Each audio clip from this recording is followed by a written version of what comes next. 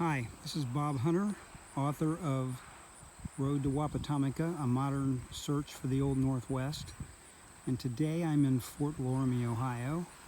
I'm at the Fleckenstein farm, which is the site of the trading post that was built here by Peter Loramie in 1769, and also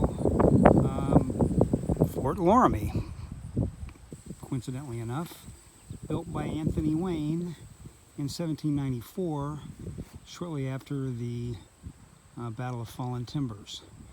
I'm going to walk up to the site where the Greg Shipley and his talented team of amateur archaeologists are working. First, I wanted to show you the trading post where Loramie worked and built his French trading post in 1769 was over in the middle of this farm field, this cornfield that I'm showing you now. This is Loramie Creek. It was called Pickawillany Creek then at the time, and Loramie built his trading post there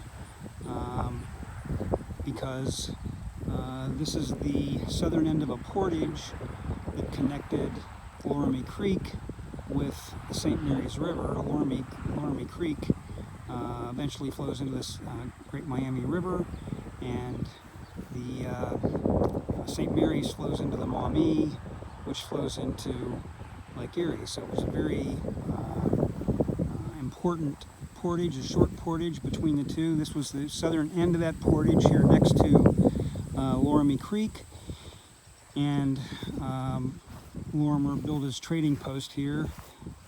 Eventually it was burned. He was not a fan of the Americans. In 1782, the Americans burned his trading post to the ground. We know where it is because these guys have been out here since 2013, since the summer of 2013, working every summer with the blessing of the Fleckenstein family, and they found Lorimer's exact location of Lorimer's trading post, because they found the burnt remains, burnt post holes, and so on and so forth from his trading post. So that's pretty incredible. The work they've been doing here is incredible. Before they started, there was kind of this vague awareness that the fort and the trading post were in this area north of Loramie's Creek, but nobody knew exactly where. Now we know where. They actually know exactly where Wayne's fort was, because they made an incredible discovery here the summer of the North Picket Wall for that fort. I'm going to show you this in just a second. This house in front of me is the 1820 farmhouse that was built here by the Furrow family, James Furrow, who owned the property before the Arkenbergs and then the Fleckensteins. The Arkenbergs and Fleckensteins were the same family, part of the same family. I'm going to show you here now where all these guys are working. Pretty amazing things that they're doing. And these post holes from the fort are incredible. Just a second now. We're coming up to this point. I'm going to show you where that is. That's Greg Shipley doing an interview right now down there in the where the post holes are. But you can see them in there. This is the North Picket Wall of the fort. The fort ran over to an edge. A couple years ago, they found out where the trash pit for the fort was. It was apparently kind of a cliff there that went down to by Loramie's Creek, and the soldiers threw their trash over the fort wall down. Just kind of threw it out over the fort wall, and then went down, and they excavated this trash pit a few years ago and found all kinds of stuff down there where that was. So they've been doing incredible work here. These guys are here Greg said earlier, they would be here until the fall, working on a lot of this stuff.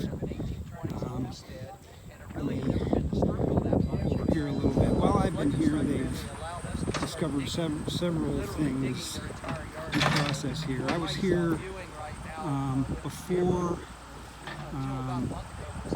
one time a few years ago when they weren't working, and back early in this process, where they didn't know where a lot of things were, and they were just kind of discovering things.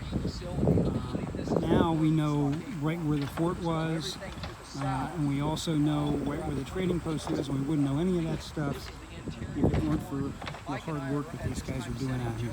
By the way, a few years ago, 2017, I was here when they demonstrated. They showed a lot of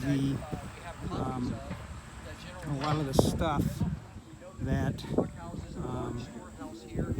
in an exhibit.